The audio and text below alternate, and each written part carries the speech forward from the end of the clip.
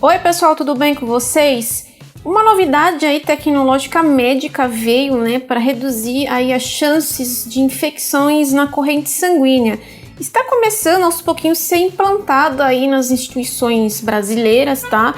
A gente até encontra, é bastante comum nesse tipo de dispositivo, e eu vim mostrar, em questão aí, pelo pessoal, meus colegas, os seguidores pedirem para mostrar sobre o conector valvulado, porque eu falei, no outro vídeo sobre as dânulas.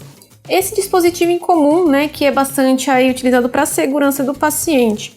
O conector valvulado aí, ele é uma tecnologia nova, mas ainda, como é um custo aí um pouco diferenciado, aos pouquinhos os hospitais estão começando a implantar. Ele é um dispositivo, como falo, o nome valvulado, ele provém aí de um sisteminha interno, que é um sistema fechado que nós falamos, onde ele, ao ser administrado o medicamento pela seringa, por exemplo, a gente utiliza ele como se fosse um bloqueio aí de introdução, no caso da infecção na corrente sanguínea. Eu tenho aqui o dispositivo em mão para mostrar para vocês. É esse dispositivo aqui, tá? Ele é bastante diferente, para quem nunca viu. Ele provém aqui do septo, que nós falamos, o septo, que seria a borrachinha que é interna, como se fosse uma pequena molinha. Conforme ele é empurrado com a seringa, aqui vou mostrar, ele é empurrado, tanto que tem que fazer bastante força.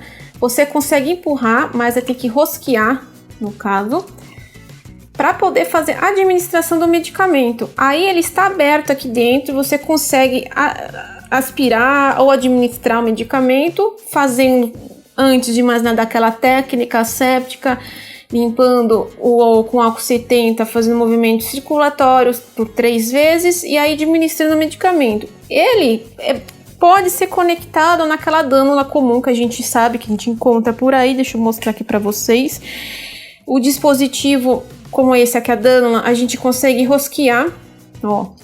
Ele fica assim nas dânulas do paciente. Ele é bastante eficaz, tá? Porque ele evita que extravase conteúdo, seja medicamentoso, seja próprio fluido do paciente, como sangue, por exemplo, que saia pela dânula ou pelo acesso periférico do paciente. Ele pode ser utilizado também no conector, na extensão valvular, não na extensão valvular, na extensão normal, que utiliza-se a seringa. Você pode acoplar esse dispositivo ou na dânula ou no próprio catéter central do paciente diretamente. Ele está começando a ser utilizado agora, tá? Por justamente a Anvisa, ele está começando a implementar esses sistemas aí, no caso do manual aí que eles têm contra a infecção hospitalar, e eles aos pouquinhos estão estudando a eficácia desse dispositivo e sendo assim um dispositivo que até é facilitador para a gente. Eu vejo bastante vantagens em utilizar esse conector valvulado, mas também, assim, como eu já trabalho com ele, eu encontro vantagens e desvantagens. A vantagem, como eu disse, a administração é segura, ele não deixa o sistema aberto, ele fecha conforme você tira, ele veda aqui no caso a saída, do componente, seja dânula ou extensor.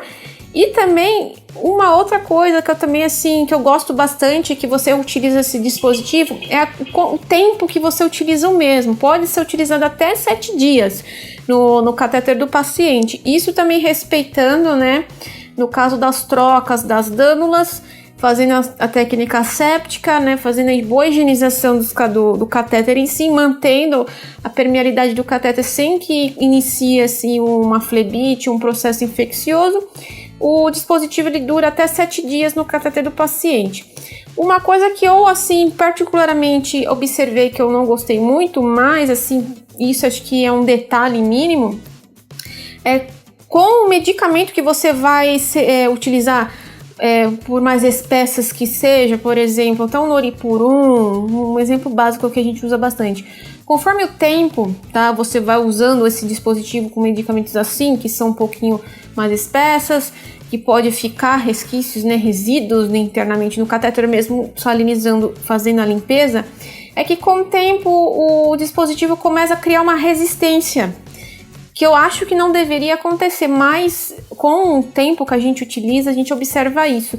Então, fazendo toda a técnica asséptica, utilizando durante esse período que é estabelecido pelo fabricante, Se não for a utilização, né, do medicamento, tem que ser esses que são mais espessos, você consegue utilizar sem problema nenhum, não tendo nenhum tipo de resistência, mas conforme o tempo você utiliza esse tipo de medicamento, torna-se um pouco mais dificultoso, tanto que a gente utiliza assim até em catéteres PICC, né?